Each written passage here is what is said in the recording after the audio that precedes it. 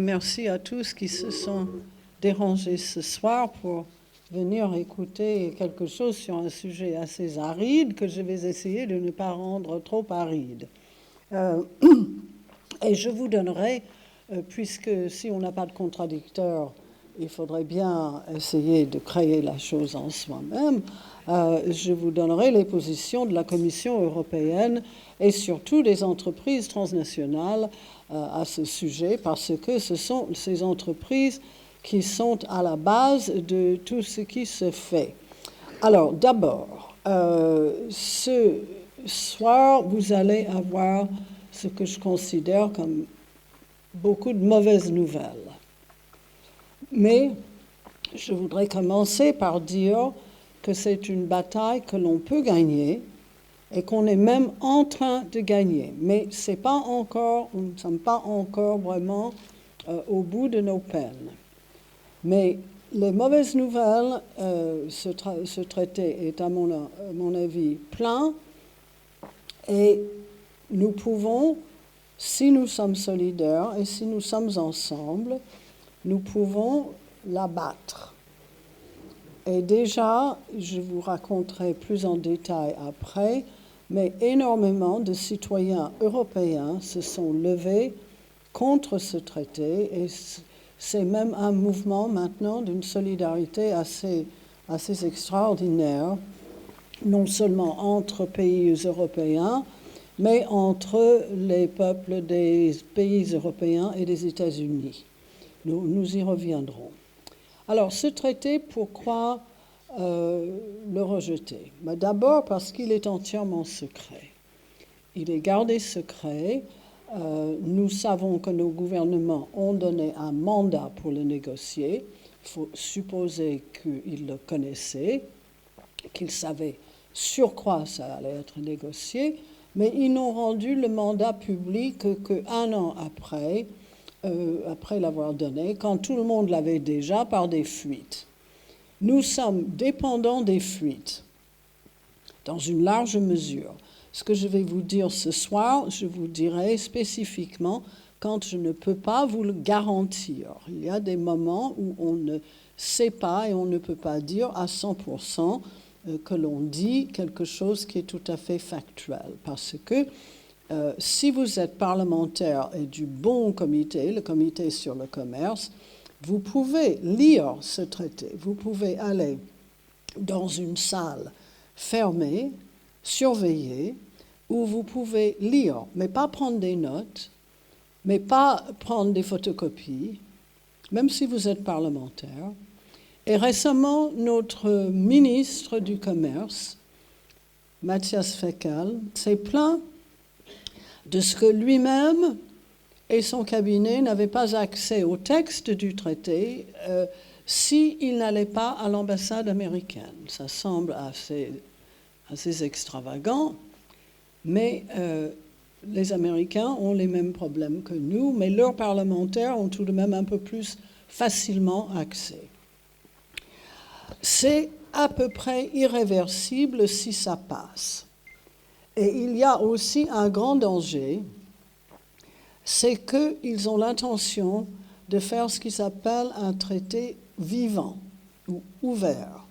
C'est-à-dire que l'on peut négocier sur les choses qui passent à peu près bien maintenant, mais laisser la chose ouverte pour que dans 2 ans, dans 3 ans, si le climat paraît meilleur, on peut ajouter des choses quand l'opposition s'est un peu calmée. Et puis là, on peut mettre les sujets qui fâchent. Alors ça, c'est aussi un aspect que nous estimons complètement hors jeu. Et puis, c'est une sorte, pour moi, de charte de liberté pour les grandes entreprises, les multinationales, que je préfère appeler les transnationales, parce qu'elles ont une nationalité. Quand vous allez jusque dans les hautes sphères de la direction, Total est français, Nestlé est suisse, Schneider est allemand, et ainsi de suite. Les conseils d'administration et ceux qui sont vraiment les dirigeants ont une nationalité, mais il est vrai qu'elles se trouvent partout et qu'elles ont d'innombrables filières mais ce sont elles et ce sont les sièges qui ont négocié ensemble. Et ça date non pas d'hier, mais depuis 20 ans, depuis 1995, ces grandes entreprises se sont retrouvées sous le nom du Transatlantic Business Dialogue, le dialogue transatlantique des affaires. Ils étaient 70 très grandes entreprises à l'origine, moitié américaines, moitié européennes, qui se sont retrouvées et qui ont commencé à ce moment-là à former des groupes d'intérêt, qui dans la pharmacie, qui dans les véhicules, qui dans l'énergie ou l'informatique ou ainsi de suite, et à discuter de ce qu'elles aimeraient voir dans un traité futur. Entre-temps, elles avaient introduit une chose dont certains d'entre vous se souviendraient, qui s'appelait l'AMI, l'accord multilatéral sur l'investissement. Je vois des gens qui disent oui, on se souvient. Qu'on a battu en 1998. Alors ça, pour les compagnies, c'était une gifle. C'était vraiment un mot d'arrêt, mais elles ne renoncent jamais. Si elles veulent quelque chose, elles continuent, elles foncent. Et maintenant, on se retrouve avec quelque chose qui est encore pire que l'AMI, mais qui contient certaines des mêmes propositions que contenait l'AMI. Et en 2013, elles se sentaient prêtes. Les gouvernements étaient d'accord. Tous les gouvernements européens ont donné un mandat. Et les États-Unis, depuis longtemps, avaient leur mandat. Ils n'avaient pas besoin d'un mandat des 50 États. C'était une décision du gouvernement. Les entreprises étaient à ce moment-là tout à fait autorisées et, comment dire, ils étaient parrainés, qui par le département de commerce aux États-Unis, qui par la Commission européenne. Voilà ce que le Transatlantic Business Dialogue est devenu, le Conseil économique transatlantique. Et voici ce qu'ils disent sur leur site. Le Conseil économique transatlantique est une entité politique pour surveiller et accélérer la coopération gouvernement à gouvernement avec l'objectif de faire avancer l'intégration économique entre l'Union européenne et les États-Unis d'Amérique. Alors moi, j'ai aucun souvenir d'avoir eu un débat sur l'intégration économique entre les deux côtés de l'Atlantique. 300 millions de personnes d'un côté, 500 millions de l'autre, il me semble que ça aurait valu un débat. Et puis, je ne pense pas qu'on ait voté ni les uns ni les autres pour une entité politique. Mais c'est vrai que maintenant, c'est une sorte de fusion entre le département de commerce qui patronne ça de leur côté et chez nous, la Commission européenne qui considère qu'il est tout à fait normal d'avoir une organisation qui s'appelle le Conseil économique transatlantique et qui soit sous leur patronage. Alors, entité politique, surveiller et accélérer l'intégration, je dirais non. Ils disent aussi qu'ils sont là pour donner plus de pouvoir, empower, donner du pouvoir au secteur privé. Et ça, c'est tout à fait vrai.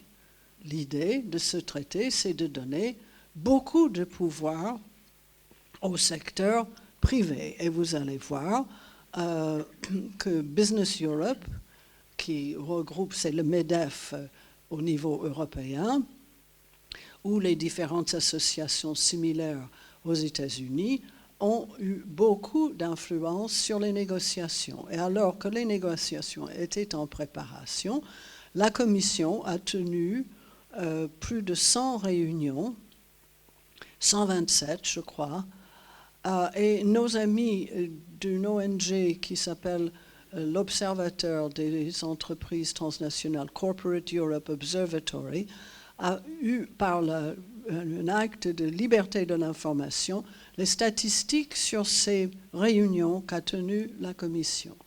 Et il s'avère que sur ces 127 réunions, 93% étaient avec les grandes entreprises, ce qui laissait 7% pour les syndicats, les environnementalistes, les consommateurs, la société civile, quoi.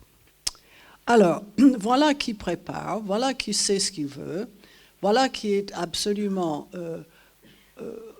dans la même, sinon dans la même salle, parce qu'elles ne veulent pas négocier, ces entreprises, ça ne les intéresse pas, il y a des larbins pour ça. C'est très ennuyeux, les négociations, c'est long, il faut voir toutes les virgules, il faut voir toutes les parenthèses, ça n'a aucun intérêt, mais les entreprises sont là pour dire nous voulons ceci, nous voulons cela. Et les gouvernements suivent. Alors on me demande souvent pourquoi les gouvernements suivent. Allez savoir. Moi, je n'ai pas de réponse à cela, sauf qu'il paraît, d'après le fait que le mandat a été donné, que nos gouvernements gouvernent essentiellement pour ceux qui dirigent en fait l'économie.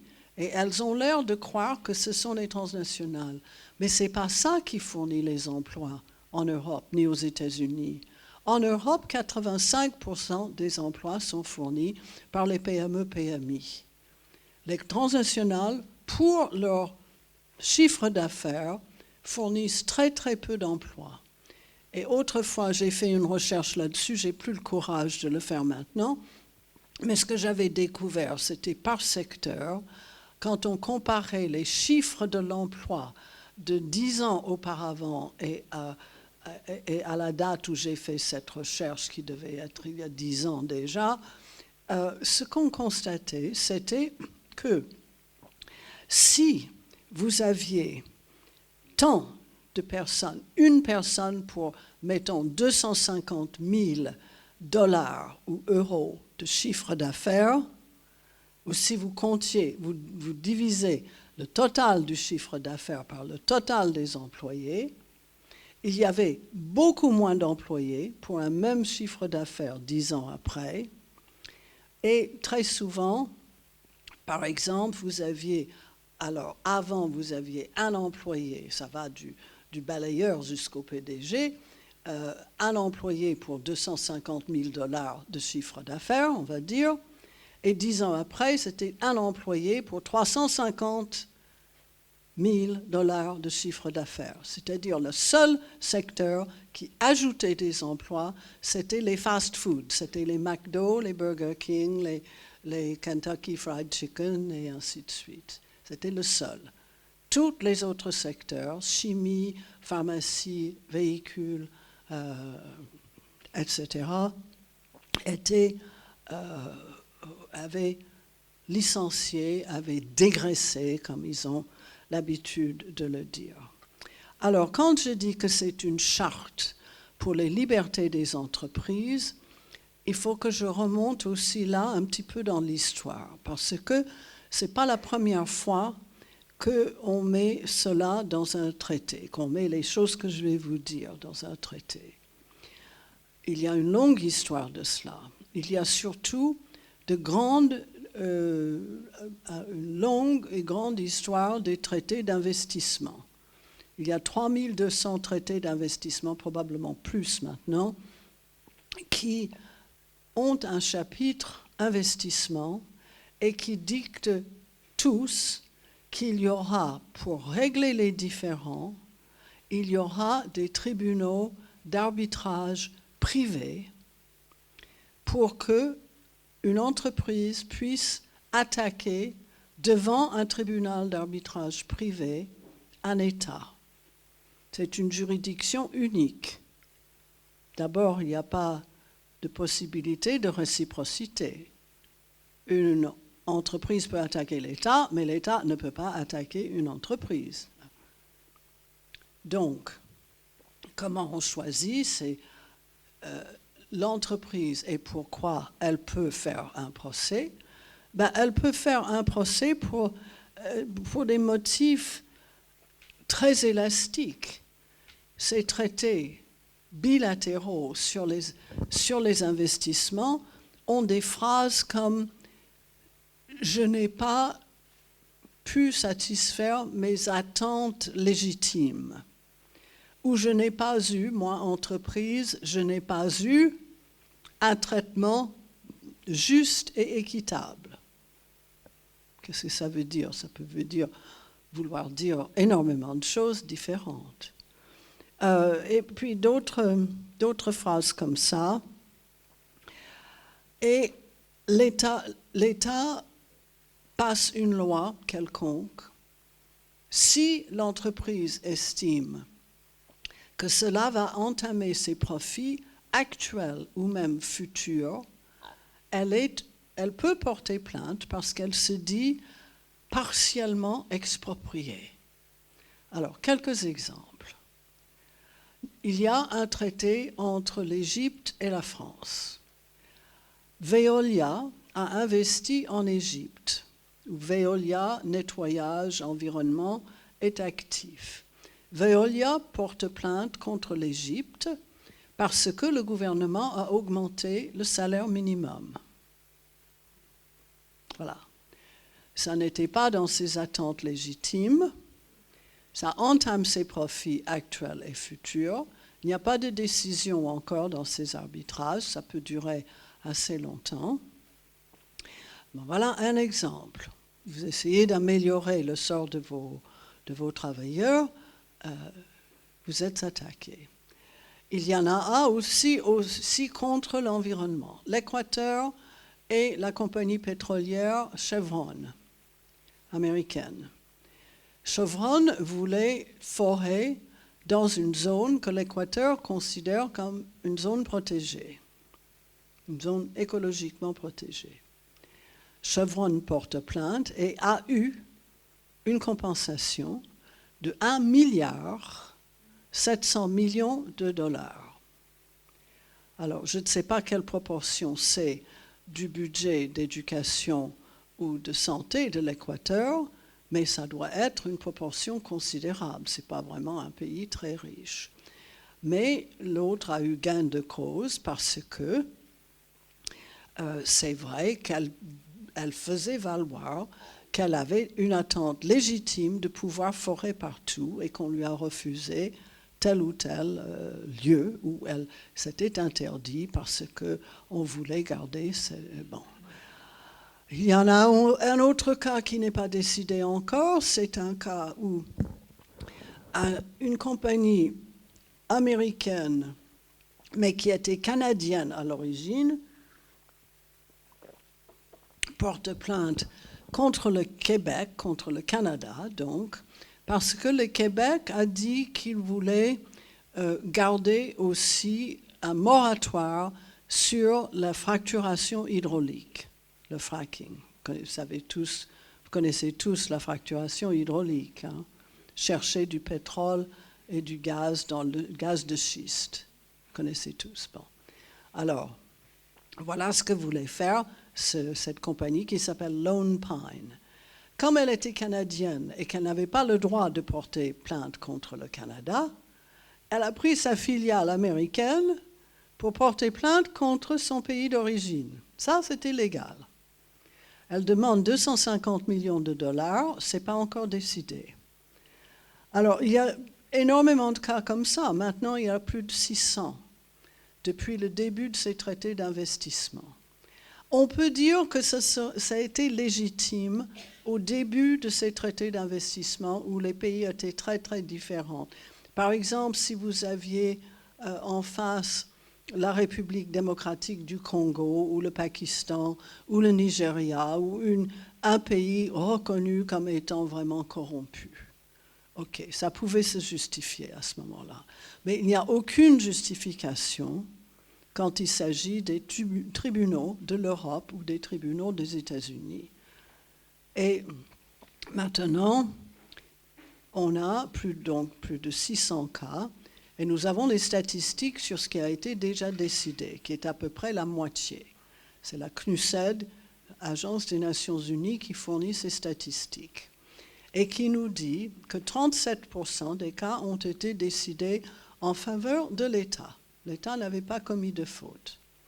Mais ça laisse le reste qui ont été soit décidés en faveur de l'entreprise avec une compensation financière importante, ou alors ce que la CNUSED appelle une settlement, une sorte de conclusion à l'amiable, où l'entreprise et l'État discutent et arrivent hors tribunal d'arbitrage à une somme, mais c'est toujours l'État qui paie. C'est-à-dire, c'est toujours les contribuables de cet État qui paient, parce que l'État n'a pas de fonds qui ne viennent pas d'une manière ou d'une autre des contribuables. Et donc, c'est ce qui va nous imposer dans le TAFTA, un système d'investisseurs à État qu'on appelle, pour faire court avec les initiales anglaises, ISDS, Investor to State Dispute Settlement, ISDS, qui va mettre les États en position subalterne et qui peut, à mon sens, aussi mettre une sorte de chape de plomb sur l'exécutif d'un pays, enfin sur les politiques qui prennent les décisions, parce que, par exemple, si nous avons la volonté, ce qu'en France, je doute que ça existe, mais comme les écologistes demandent beaucoup maintenant, qu'on laisse 80% de tous les carburants fossiles dans le sol, parce que sinon, nous allons dépasser les limites écologiques possibles pour maintenir les températures en dessous d'une augmentation de 2 degrés. C'est juste un exemple. Ça n'a pas été demandé et il n'y a pas eu de décision politique de la France ou d'un autre pays européen là-dessus. Mais imaginons que l'on décide, qu'on ait le courage de dire aux compagnies pétrolières, vous ne pouvez pas légalement sortir plus de 20% du pétrole qui reste de la terre. Et pour le reste, pour tout le reste de l'énergie, il faut trouver autre chose que le pétrole ou le gaz. Mais à ce moment-là, toutes les compagnies investisseuses, je ne sais pas, étrangères, peuvent parfaitement dire, ah ben, vous passez cette loi, faites comme vous voulez. Mais alors nous, on va porter plainte et on va vous couvrir de procès. Vous allez avoir toutes les firmes étrangères, parce que c'est réservé aux étrangers, j'aurais dû dire ça. C'est réservé aux firmes étrangères qui investissent en Europe, ou c'est les Européens qui investissent aux États-Unis qui peuvent porter plainte. Ça, c'est une autre inégalité. Et l'État peut parfaitement plier sous cette pression. Si on lui dit, vous allez avoir des procès, et alors ça va être pour des milliards, même un pays aussi important et riche que la France va faire attention. Alors que dire des pays plus petits, plus pauvres? Que dire de la Slovénie, par exemple, qui avait cherché, c'est un autre cas, qui avait, sous l'impulsion d'un gouvernement néolibéral, avait décidé de privatiser son système de santé. Et puis 3 ou 4 ans après, tout le monde voyait que c'était un désastre, et ce pays a voulu renationaliser son système de santé. Moyennant quoi, il a eu tout de suite des procès d'assureurs étrangers qui avaient fourni de l'assurance à la population, moyennant naturellement assurance payée, et qui ont porté plainte immédiatement. Alors ça aussi, ce n'est pas décidé. Je ne peux pas vous dire quel est le résultat. Mais ça veut dire que vous faites une politique qui peut être aussi attaquée si vous voulez changer en quoi que ce soit, parce que vous allez nier les attentes légitimes de vos investisseurs privés étrangers. Alors, On dit oui, mais c'est nécessaire d'avoir ces provisions sinon les entreprises étrangères ne vont pas vouloir investir. C'est complètement faux. Le Brésil n'a signé aucun traité de ce type et le Brésil est l'État de l'Amérique latine où on investit le plus. Ça n'est pas du tout une condition.